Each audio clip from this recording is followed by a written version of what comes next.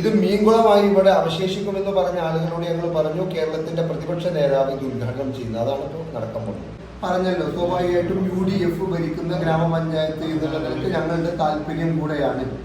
കേസിനെ പോലത്തെ ആളുകളൊക്കെ ക്ഷണിച്ചിട്ടുണ്ടോ? ക്ഷണിക്കണോ ക്ഷണിക്കണ്ടേ എന്നുള്ള തീരുമാനം കുമരമ്പത്തൂരിലെ UDF നേതൃത്വമാണ്. അത് ആ UDF നേതൃത്വം അത് ആലോചിച്ചിരുന്നു.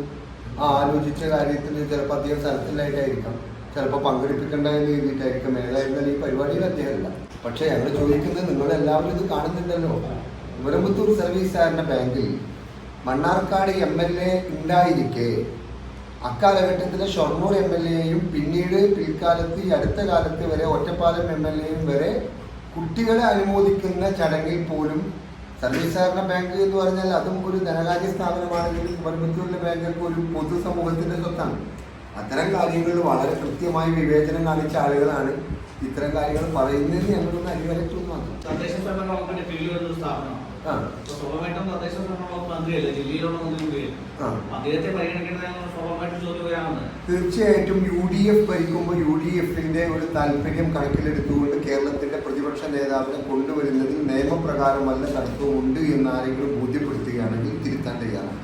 അതാണ്, അതായത് നിയമവിരുദ്ധമായിട്ടുള്ളൊരു സംവിധാനമോ പ്രോട്ടോകോൾ ലംഘനമോ ഒന്നും എന്ത് ചെയ്യുന്നില്ല.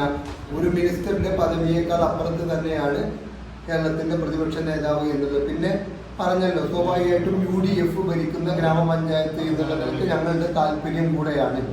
കേസിനെ പോലത്തെ ആളുകളൊക്കെ ക്ഷണിച്ചിട്ടുണ്ടോ? അത്തരം പിന്നെ സംഭവങ്ങളിലേക്കൊന്നും കുമരമ്പത്തൂരിലെ പ്രബുദ്ധരായ ജനപ്രതിനിധികളുടെയും ജനങ്ങളുടെയും ഒന്നും കാര്യങ്ങളെ കൊണ്ടുപോകുന്നില്ല. അപ്പോൾ നഗരസഭക്ക് പ്രബുദ്ധതല്ല എന്നാണോ പറയുന്നത്? അതല്ല അതിൻ്റെ അർത്ഥം. ഞങ്ങൾ അത്തരം ഒരു വിവാദങ്ങളിലേക്കോ മറ്റുള്ള കാര്യങ്ങളിലേക്കോ ഇപ്പോൾ പോകാൻ ഉദ്ദേശിക്കുന്നില്ല. അതാണ് ഞാൻ ചോദിച്ചത്. നഗരസഭ അപ്പോൾ മനഃപൂർവ്വം ഒരു വിവാദത്തിലേക്ക് മുൻകൈ എടുത്താണെന്നാണോ നിങ്ങൾ ഉദ്ദേശിച്ചത്? നഗരസഭ ചെയ്ത എന്താണ്, അവിടുത്തെ പിന്നെ ആയുർവേദ ഡിസ്പെൻസറിയുടെ ഉദ്ഘാടനത്തിലേക്ക് KTDCയുടെ ചെയർമാനായിട്ടുള്ള ഒരു വ്യക്തിയെ ക്ഷണിച്ചു, അത്രയല്ലേ ഉള്ളൂ. അതിന് വിമർശനം ഉന്നയിക്കപ്പെട്ടവരുടെ രാഷ്ട്രീയ പിന്നെ കുറവുകളായിട്ടാണ് ഞാനൊക്കെ അതിനെ കാണുന്നത്. അതിന് ഇത്ര വലിയൊരു വിവാദമാക്കി കളറാക്കി കൊടുത്തു എന്നുള്ളത് ഞാനൊക്കെ പറയുന്നുള്ളൂ. അതിലെന്താ പ്രശ്നം? പിന്നെ അപ്പുറത്ത് ക്ഷണിച്ചതുകൊണ്ട് ഇപ്പുറത്ത് ക്ഷണിക്കുന്നുണ്ടോ? ആ ചോദ്യം പ്രശസ്തയല്ല. അവിടെ ക്ഷണിച്ചുകൊണ്ട് നഗരസഭ ക്ഷണിച്ചു, അതുകൊണ്ട് ഇവിടെ പഞ്ചായത്ത് ചെയർമാനല്ലേ, നമ്മുടെ നാട്ടുകാരനും കൂടെയാണ്, അതുകൊണ്ട് നമ്മുടെ നാട്ടുകാരനായതുകൊണ്ട് ക്ഷണിക്കണോ ക്ഷണിക്കണ്ടേ എന്നുള്ള തീരുമാനം കുമരമ്പത്തൂരിലെ UDF നേതൃത്വമാണ്. അത് ആ UDF നേതൃത്വം അത് ആലോചിച്ചിരുന്നു. ആ ആലോചിച്ച കാര്യത്തിൽ ചിലപ്പോൾ അധികം സ്ഥലത്തിലായിട്ടായിരിക്കാം, ചിലപ്പോൾ പങ്കെടുപ്പിക്കേണ്ട എന്ന് എഴുതിയിട്ടായിരിക്കും. ഏതായിരുന്നാലും ഈ പരിപാടിയിൽ അദ്ദേഹമില്ല. ഞങ്ങൾ ഒരു കാലത്തും കുമരമ്പത്തൂരിന്റെ രാഷ്ട്രീയ ചരിത്രം അറിയുന്ന ആളുകൾക്കറിയാം, ഇടതുപക്ഷ ജനാധിപത്യ മുന്നണിക്ക് വലിയ തോതിൽ വേരോട്ടം ഉണ്ടായിരുന്ന, വിശിഷ്യ CPIക്ക് ഏറ്റവും കൂടുതൽ പഞ്ചായത്ത് മെമ്പർമാർ ജില്ലയിൽ സംഭാവന ചെയ്ത ഒരു പഞ്ചായത്ത് കൂടെ.